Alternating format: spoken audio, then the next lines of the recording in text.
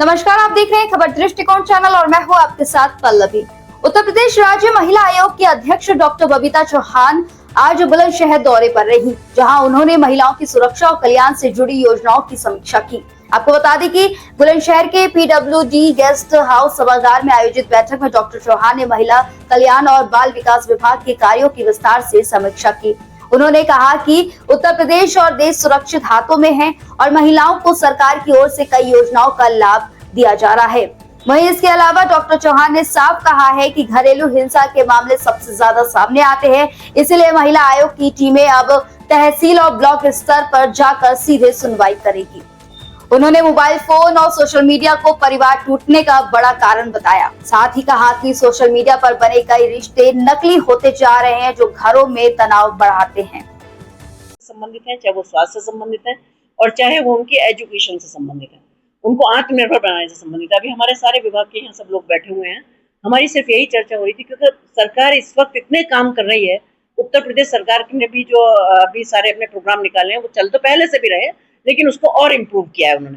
तो मुझे लगता है कि जो हमारा अभी यहाँ आज अभी हमारी जो समीक्षा बैठक हो रही थी, उसमें ये था कि मेरा मानना है कि जो अप्रोचेबल है, जो जिनका अप्रोच होती है, वो तो हम तक भी पहुंच जाते हैं और हम भी उन तक पहुंच जाते हैं, उनके काम भी हो जाते हैं। लेकिन जिनकी अप्रोच नहीं होती, वो जनरली हम तक भी नहीं पहुंचते और हम भी उन तक नहीं पहुंचते।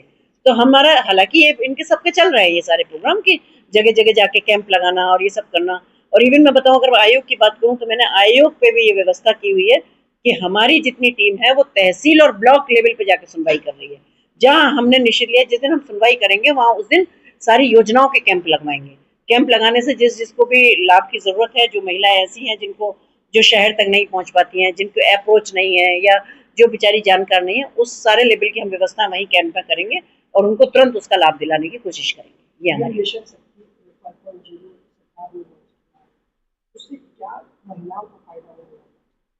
मिशन शक्ति 5 चरण इन्होंने वो किया है, अभी लॉन्च किया है। बाकी तो ये पिछले 4 साल से चल रहा है। इसमें सारा महिलाओं को ही फायदा होना है। मैंने बताया ना कि चाहे वो सुरक्षा की दृष्टि से है, चाहे वो उनकी शिक्षा की दृष्टि से है, चाहे वो उनके आत्मसम्मान की दृष्टि से है कि भाई समाज में कैसे होने चाहिए, उनकी शिक्षा की दृष्टि से, उसमें पूरे में सारी एक योजना है। देखिए, आपको पता होगा कि जब माननीय प्रधानमंत्री जी ने शपथ ली थी, तो उन्होंने एक स्लोगन था उनका, बेटी बचाओ और बेटी पढ़ाओ, जिसके तहत, क्योंकि पहले तो बेटियां ही नहीं बचती थी उत्तर प्रदेश में, और उसका कारण भी ये था क्योंकि सबसे पहली बात तो माँ बाप के लिए यही टेंशन होती थी, बेटियों तो वो सुरक्षित कैसे होगी, सुरक्षित नहीं थी, शिक्षित नहीं थी। फिर उसके बाद उसकी शादी के लिए इतनी टेंशन होती थी कि शादी कैसे करेंगे। आज गर्भ में जब तक बेटी होती है, बेटी होने के बाद से लेके उसके बुढ़ापे तक की व्यवस्था सरकार ने की हुई है। तो उसमें जो मेन मैं कहूंगी, जैसे कन्या सुमंगला योजना है, इतनी अच्छी सारी व्यवस्था है महिलाओं के लिए, इतनी सारी उसमें चाहे वो वृद्धा पेंशन की बात हो, चाहे इनको रोजगार से लेने की बात हो। हमारे यहाँ समूह बन रहे हैं इतने अच्छे। अभी मेरी बात हो रही थी, वो कहते हैं हर गाँव में, कोई गाँव ऐसा नहीं है, जैसा उन्होंने बताया कि इस जिले के हर गाँव में कम से कम 5-5 समूह चल रहे हैं। अगर 5-5 समूह सब में चल रहे हैं, तो मुझे लगता है कि थोड़ी सी भी अगर जागरूक कर, थोड़ा महिलाएं अगर इंटरेस्ट ले रही है अपने कैरियर में, तो आज मैं कह सकती हूँ कि कोई महिला बेरोजगार नहीं है, उनको सबको रोजगार मिल रहा है।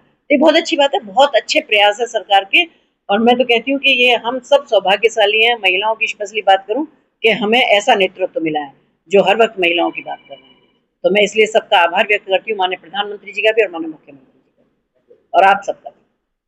मिशन शक्ति अभियान 5.0 पर बात करते हुए उन्होंने बताया कि इस योजना से महिलाओं को सभी जरूरी लाभ दिए जा रहे हैं। उनका कहना है कि आज महिलाएं जागरूक हैं, अपने करियर को लेकर आगे बढ़ रही हैं और कोई भी महिला बेरोजगार नहीं रह सकती। इस खबर में बस इतना ही। आगे के ऐसे देश दुनिया की तमाम खबरों को देखने के लिए हमारे चैनल खबर दृष्टिकोण के साथ बने रहें।